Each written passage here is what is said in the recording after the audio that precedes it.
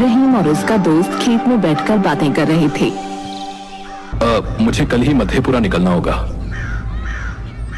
अरे ये तो बिहार में है, लेकिन तुम वहां क्यों जा रहे हो भाई? अरे मेरी वहां के सदर अस्पताल में नर्स की नौकरी लग गई है। मधेपुरा एक छोटा सा स्टेशन था जहां कुछ चुनिंदा ट्रेनें ही रुका करती थीं। रहीम ट्रेन से उतरता है और ट्रेन चली जाती है। स्टेशन पर पूरा अंधेरा होता है। पूरा स्टेशन खाली और सुनसान था। दूर दूर तक ना ही कोई दुकान और ना ही कोई इंसान था। कितनी ठंड है, कोई इंसान भी नजर नहीं आ रहा है।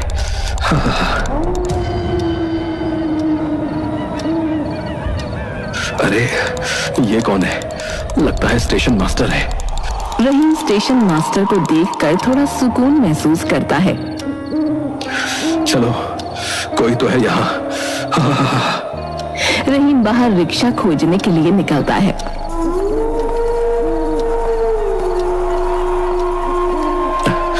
अरे यहाँ तो एक भी रिक्शा नहीं है। अब क्या करूं? वापस स्टेशन जाकर एक बार स्टेशन मास्टर से पूछ लेता हूं। स्टेशन मास्टर किधर गया? अभी तो यही था।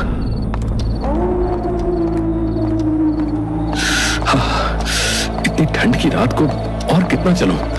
कहां कहां भटकूं? थक भी गया हूं काफी।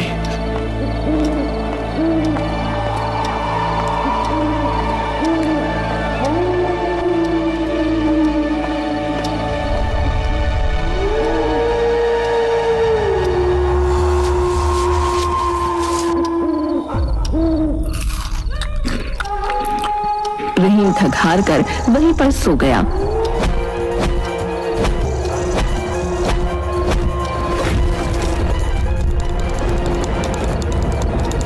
कि तभी उस स्टेशन मास्टर का आधा मुंह जला हुआ था। रहीम ये देखकर डर गया।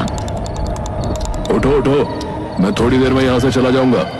ठीक रहेगा अगर तुम भी किसी सुरक्षित जगह पर चले जाओ। रहीम ये सुनकर थोड़ा सहम गया। सुरक्षित जगह? लेकिन इससे पहले रहीम कुछ पूछता, स्टेशन मास्टर वहां से जा चुका था। रहीम तुरंत वहां से भागकर वापस रिक्शा खोजने बाहर चला जाता है। इस बार बाहर कुछ रिक्शा खड़े थे। ये बात रहीम को थोड़ी अजीब लगती है। थोड़ी देर पहले यहाँ पर कोई भी नहीं था और अभी ये सब अचानक कहां से आ गए? रहीम उनके पास गया, लेकिन पास जाकर उसने ऐसा कुछ देख लिया कि देखकर ही तुरंत वहां से उल्टी तरफ दौड़ लगा दी।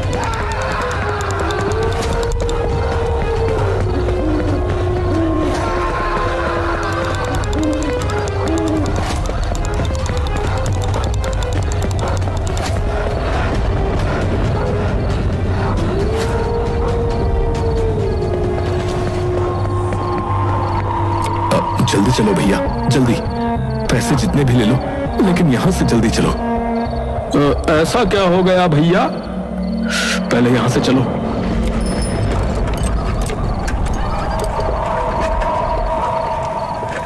रहीम ने तुरंत रिक्शा वाले के पैर देखे और पैर इंसानों के पैर जैसे थे। इस बात से उसे थोड़ी तसल्ली हुई। ये जगह थोड़ी अजीब नहीं है? रात में तो सारी जगह अजीब ही होती है साहब। वैसे साहब, आपने बताया नहीं कि जाना कहाँ है? अरे हाँ, सदर अस्पताल नगर पट्टी। वो तो बहुत ही अजीब अस्पताल है। क्यों? अरे उस जगह पर 2-3 अस्पताल हैं साहब, लेकिन सिर्फ एक यही अस्पताल है जो कब्रिस्तान और शमशान दोनों से बराबर की दूरी पर पड़ता है। लोग उस अस्पताल को मनहूस समझते हैं। कोई भी अपना इलाज जल्दी वहां नहीं कराना चाहता है, लेकिन किसी और अस्पताल में बेड खाली नहीं मिलता तो लोगों को मजबूरन उस अस्पताल में ही जाना पड़ता है। लेकिन आप चिंता मत कीजिए, वहां पर हमारे बहुत सारे दोस्त रहते हैं। कुछ दिक्कत होगा तो बताइएगा। अच्छा,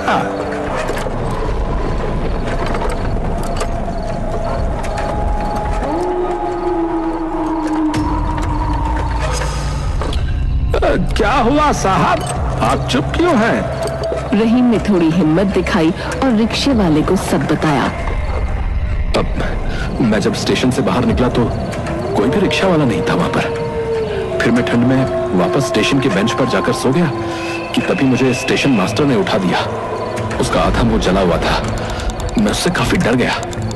उसने मुझे सुरक्षित जगह पर जाने के लिए कहा। उसके बाद जब मैं वापस स्टेशन से बाहर निकला तो इस बार वहां 3-4 रिक्शे वाले थे। जैसे ही मैं रिक्शा वाले के पास गया तो मेरी नजर उसके पैरों पर पड़ी। फिर क्या हुआ साहब?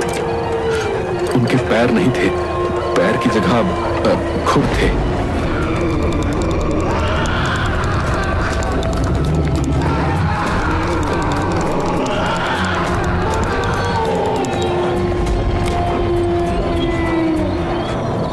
या अल्लाह, रात का कोई भरोसा नहीं। सिर्फ पैर ही देखे आपने? हाँ, और क्या देखना था? आपने उनके कान और आंखें नहीं देखी? कहीं वो यही खुर तो नहीं थे? रहीम वहीं बेहोश हो गया। लगता है ये रहीम है। अब चलो, कुछ तो काम आसान होगा हमारा। लेकिन ये यहां रह पाएगा तब तो। तब मैं कहां हूं? सदर अस्पताल में। मैं यहां कैसे पहुंचा? पिंकी के पति रात को खेत में हल्के होने गए थे, तुम वहीं पड़े मिले। मैं वहां क्या कर रहा था?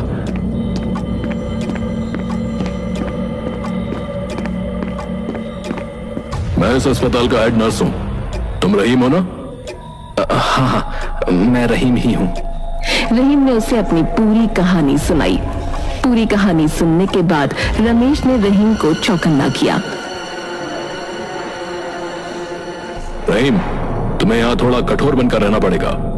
हो सकता है वो कोई बुरा सपना हो। तुम जाओ और सामने वाले कमरे में जाकर सो जाओ।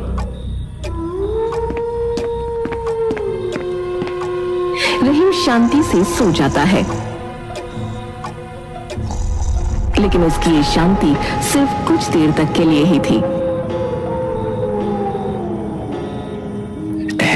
रमेश तुम्हारी परीक्षा लेगा।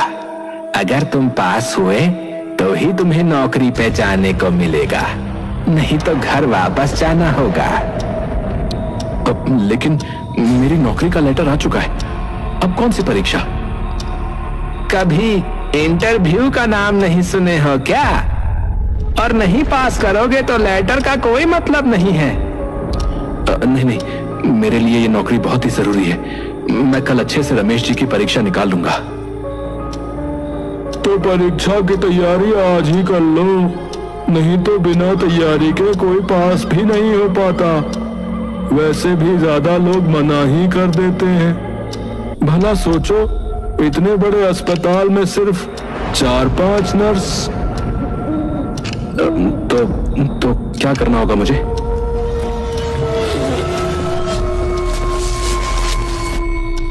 सबसे ऊपर मुर्दा घर है, जाके सारी लाशों के मुंह में ये लड्डू रख कर आओ। अगर कुछ हो गया तो अभी ही मेरे साथ कुछ घंटों पहले एक भयावह घटना घटी है। वो तुम्हारा सपना था। यहाँ का माहौल ऐसा है कि लोग ऐसी चीजें सुन सुन के वहम का शिकार हो जाते हैं। तुम ये लड्डू लो और जाके परीक्षा की तैयारी करो। और लड्डू निकालेगा कौन, वरना मुझे डांट पड़ेगी। ये सुनकर सब हंसने लगे। रहीम पीछे मुड़कर देखता है, लेकिन वहां कोई नहीं था। रहीम जैसे ही सामने मुड़ता है, वैसे ही एक परछाई उसके सामने से निकल जाती है।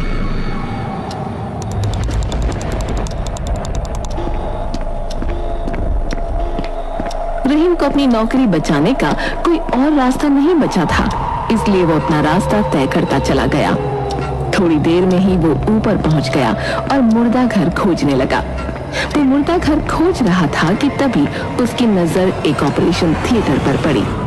हॉस्पिटल में उस वक्त नर्स के अलावा कोई नहीं था। अरे इस वक्त ये ऑपरेशन थिएटर क्यों खुला हुआ है?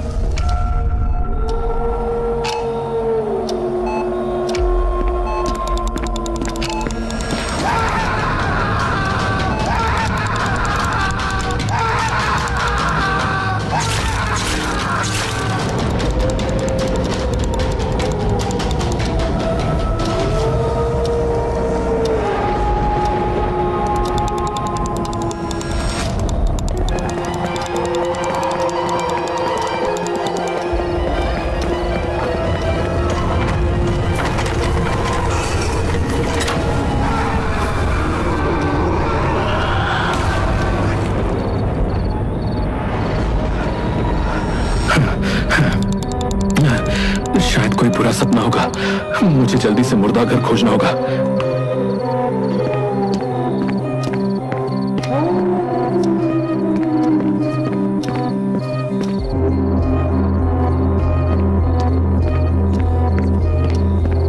रहीम ने जैसे ही पहला बॉक्स खोला, उसमें एक बूढ़ी औरत की लाश थी।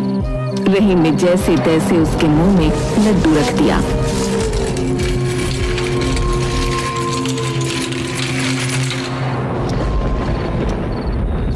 दूसरे बॉक्स में एक आधे जले हुए इंसान की लाश थी। वो देखकर रहीम के होश उड़ गए। वो लाश जानी पहचानी लग रही थी, लेकिन लड्डू खिलाना उसकी मजबूरी थी, इसलिए वो लड्डू खिलाकर आगे बढ़ चला।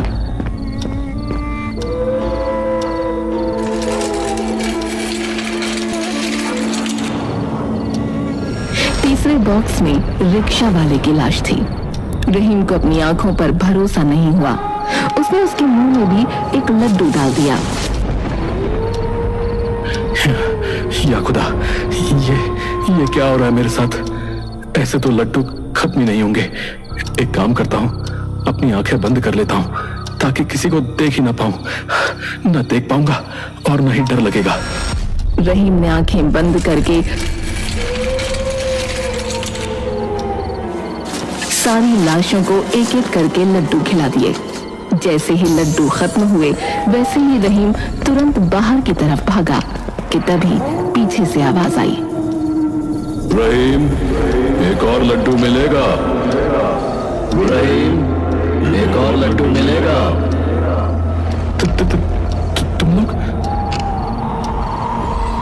हमारा हिस्सा बनोगे।